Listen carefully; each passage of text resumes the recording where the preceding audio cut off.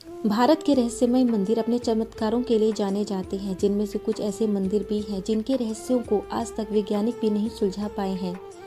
ऐसा ही भगवान श्री कृष्ण का एक मंदिर है दक्षिण भारत में, जो केरल राज्य के थिरुवरप्पुर में स्थित है। माना जाता है कि ये मंदिर करीब 1500 साल पुराना है। मंदिर की कथा के अनुसार ऐसा कहा जाता है कि वनवास के दौरान पांडव भगवान श्री कृष्ण की मूर्ति पूजा करते थे और उन्हें भोग लगाते थे।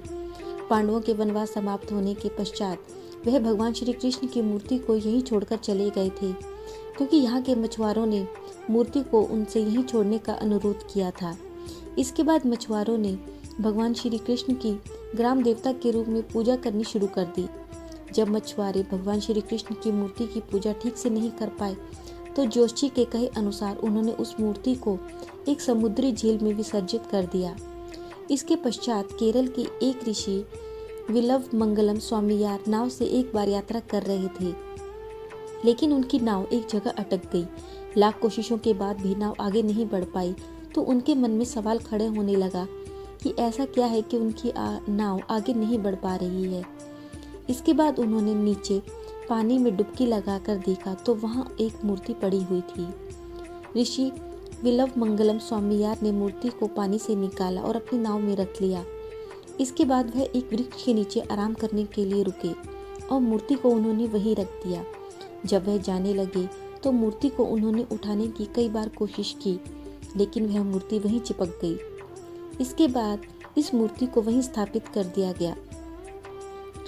इस मूर्ति में भगवान श्री कृष्ण का भाव उस समय का है जब उन्होंने कंस को मारा था। तब उन्हें बहुत भूख लगी थी। इस मान्यता की वजह से उन्हें हमेशा भोग लगाया जाता है। दिन में 10 बार लगता है भोग। मान्यता है कि यहाँ पर स्थित भगवान के विग्रह को भूख बर्दाश्त नहीं होती है, जिसकी वजह से उनके भोग की विशेष व्यवस्था की गई है। यहाँ भगवान को दिन में 10 बार भोग लगाया जाता है, और अगर भोग लगाने में ज़रा भी देरी होने लगती है तो उनका शरीर सूखने लगता है। यह भी मान्यता है कि प्लेट में से थोड़ा थोड़ा करके प्रसाद चढ़ाया गया खुद ब खुद गायब हो जाता है, क्योंकि यह प्रसाद भगवान श्री कृष्ण खुद ब खुद खाते हैं।